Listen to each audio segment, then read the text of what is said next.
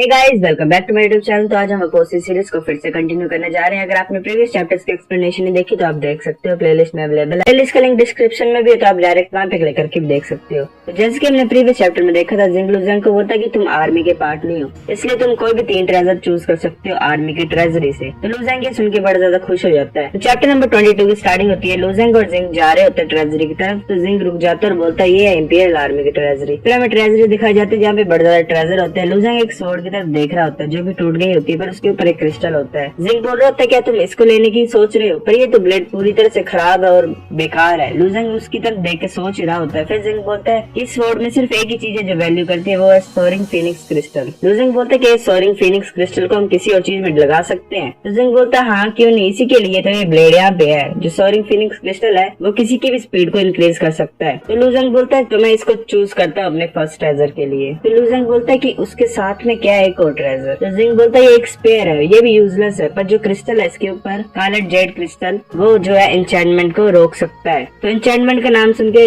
लुजेंग यून के बारे में सोच रहा होता है। लुजेंग बोलता है चलो मैं इसको भी लेता हूँ। जिंग बोलता है कोई बात नहीं, मैं तुम्हारी हेल्प करूंगा इनको निकालने में। फिर लुजेंग एक बॉक्स की तरफ देख रहा होता है और सोच रहा होता है ये तो 7 ट्रेजर निर्वाणा पिल है। जिंग बोल रहा होता है क्या तुम इसको भी लेना चाहते हो। लुजेंग बोलता है क्या तुम मुझे दे दोगे इसको। फिर हमें बताया जाता है 7 ट्रेजर निर्वाणा पिल जो है वो एक ट्रेजर है जो किसी भी यूजर की पावर को 3 लेवल इंक्रीज कर सकती है। चाहे जितने भी खतरनाक इंजरी क्यों ना हो शरीर में, अगर बंदा मरा नहीं होगा तो वो रिवाइव कर सकती है उसको। जिंग बोलता है वो हम क्यों नहीं कर सकते ब्रदर लुजेंग, जो तुम्हारी कंट्रीब्यूशन है वो तुम्हें डिजर्विंग बनाती है इस रिवॉर्ड के लिए। जिंग बोलता है तुमने अपने सारे ट्रेजर्स को चूज कर लिया, क्या तुम और कुछ चाहते हो। तो लुजेंग बोलता है मैं बड़े टाइम से प्रिजन में था यून की, अब मैं थोड़ा सा रिलैक्स करना चाहता हूँ, क्या तुम मेरे लिए एक बड़ा सा रूम अरेंज कर सकते हो जिसमें मैं रह सकूँ। लुजेंग बड़ा ज्यादा हैरान हो जाता है क्योंकि लुजेंग का रूम बिल्कुल यून के रूम के पास में होता है। लुजेंग दरवाजा क्लोज करके बोलता है क्या मुझे यून के रूम के पास रहना पड़ेगा, ये पक्का जिंग ने ऑन पर्पस ही किया है। फिर लुजेंग बैठ जाता है, एक बुक को खोल लेता है जिसका नाम होता है क्यू कल्टीवेशन मेथड, और उसको पढ़ रहा होता है। तो उस बुक में लिखा होता है कि अगर तुम्हें रिमूव करना है एम्बेडेड क्रिस्टल्स को तो तुम्हें ट्रू फ्लेम्स चाहिए। फिर लुजेंग अपनी आईज क्लोज करता है और जो उसके ब्लैक फायर होती है वो अपने फोरहेड से रिलीज करता है ट्रेजर्स की तरफ। तो जो ब्लैक फायर होती है वो स्वॉर्ड की तरफ भी आ रही होती है। तो लुजेंग बोलता है मैंने तुम्हें इस स्वॉर्ड को मेल्ट करने को नहीं बोला है, तुम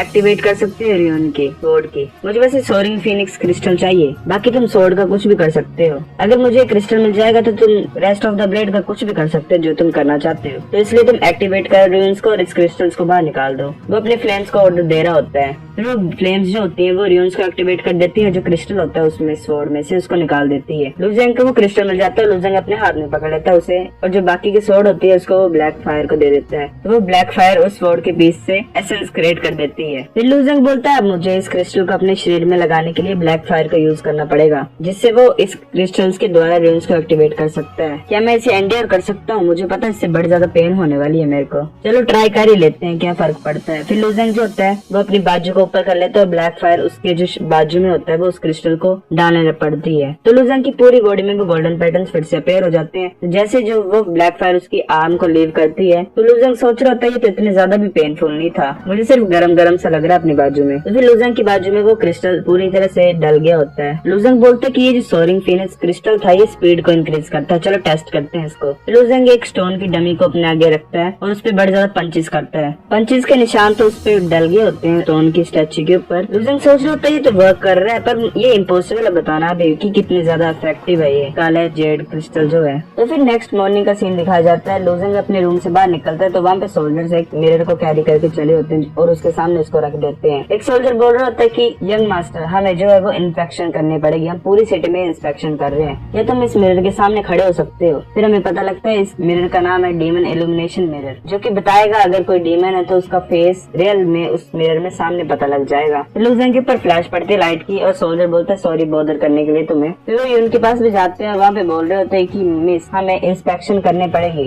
यून बोल रही होती है कि मैं तो डीमन से पोजेस ही नहीं हूँ, मेरी क्यों इंस्पेक्शन ले रहे तुम। तो वो सोल्जर बोल रहा होता है कि ऑर्डर है हायर पे, चाहे कमांडर ही क्यों ना हो उसको भी इंस्पेक्शन के अंडर को जाने पड़ेगा। लुजेंग बोल रहा होता है ये सभी लॉयल सोल्जर्स आर्मी के, तुम्हें अंडरस्टैंड करना चाहिए उनकी ड्यूटी को। और कोऑपरेट करो, क्यों चीजें मुश्किल बना रहे तुम उनके लिए। तो यून लूजेंग की तरफ देख के बोलते कि तुम अपने काम से काम क्यों नहीं रखते। लूजेंग बोलते मैं अपने काम से काम ही रखता हूँ, पर ये सही चीजें करने के लिए, इससे तुम अपना काम भी आसान करोगी और उनका भी। तो फिर यून जो है वो लूजेंग की तरफ अटैक कर देती है, और फिर लूजेंग भी अपने क्रिस्टल को यूज करता है और उस लेजर को बड़ी जोर से पंच मारता है, और जब लेजर होती है वो एक क्यूब में कन्वर्ट हो जाती है। पर लूजेंग की पंच से वो पूरी तरह से डैमेज हो जाता है क्यूब, और वहीं पे टूट जाता है। यून बड़ी ज्यादा हैरान हो जाती है और बोलते है कि तुम ऐसा कैसे कर सकते हो, तुमने ऐसे कैसे किया। लूजेंग बोलता है कि मैंने कुछ गलत नहीं किया है और तुम मुझे अभी से कैप्चर करना चाहते हो, मैं ऐसा होने नहीं दूंगा, मैंने बस तुम्हें यही बोला है कि कोऑपरेट करो इंस्पेक्शन के लिए। फिर यून द्वारा अटैक करने लग पड़ती है लूजेंग की तरफ और बोलती है कि चलो देखते हैं कि तुम इसको हैंडल कर सकते हो कि नहीं। और वो लूजेंग की तरफ अटैक करती जा रही होती है, पर लूजेंग भी काउंटर अटैक के लिए अपनी पंचेस को थ्रो करता जा रहा होता है और उसके सारे क्यूब्स को तोड़ रहा होता है। फिर यून अपना ऑरा रिलीज करके क्यूब को फॉर्म कर देती है लूजेंग की तरफ और लूजेंग को उसमें बंद कर देती है। लूजेंग बोलता है कि मैंने तुम्हें पहले ही बोला है और तुम देख चुकी हो कि मैं क्या कर सकता हूँ तुम्हारे एन्चेंटमेंट के साथ, पर ऐसा लग रहा है कि तुमने अभी भी अपना लेसन लर्न नहीं किया है। यून बोलती तुम क्या सोच रहे कि तुम मेरी इस एन्चेंटमेंट को भी तोड़ सकते हो। फिर वो उस एन्चेंटमेंट को और भी स्ट्रॉन्ग बना देती है और उसको ब्लड प्रिजन एन्चेंटमेंट में कन्वर्ट कर देती है। फिर लूजेंग अपनी की को रिलीज करके उसको पंच मारता है और बोलता है कि ब्लड प्रिजन एन्चेंटमेंट है तो क्या हुआ, मैं इसको तोड़ दूंगा। उस एन्चेंटमेंट पे डेंट तो पड़ते हैं पर वो टूटता नहीं है। यून बोलती मैं देखना चाहती हूँ क्या तुम मेरे एन्चेंटमेंट को इस बार भी आसानी से तोड़ दोगे। लूजेंग सोच रहा तुम स्कारलेट जेड क्रिस्टल से छोटे छोटे क्रैक्स तो बना सकते हो एन्चेंटमेंट में, और फिर उसको डिमोनिक की से जो होता है इन्फ्यूज कर सकता हूँ। मुझे पता नहीं है कि वर्क करेगा कि नहीं, पर ये एक ट्राई होगी। फिर लूजेंग उबासी मार के बोलता है मैं इसको क्यों तोड़ूं, ये इतना भी बुरा नहीं है इसमें बंद होना, और मैं ये बिलीव करता हूँ कि तुम मुझे हमेशा के लिए इसमें बंद करके नहीं रख सकी। फिर उनको बड़ा ज्यादा गुस्सा चढ़ जाता है। यून बोलती तुम इतनी जल्दी गिव अप कैसे कर सकते हो, तुम बड़े ज्यादा यूजलेस और बोरिंग हो। लूजेंग बोल रहा हो तुम इतनी ज्यादा पावरफुल गॉडेस हो, मैं कैसे एक छोटा सा हाफ स्टेप इनिशिएटर एलम का बच्चा तोड़ सकता हूँ तुम्हारी एन्चेंटमेंट को। फिर यून बोलती तुम ट्राई तो करो अपनी पूरी स्ट्रेंथ को यूज करके, अगर तुम इसको तोड़ दोगे तो मैं तुम्हें रिवॉर्ड दूंगी।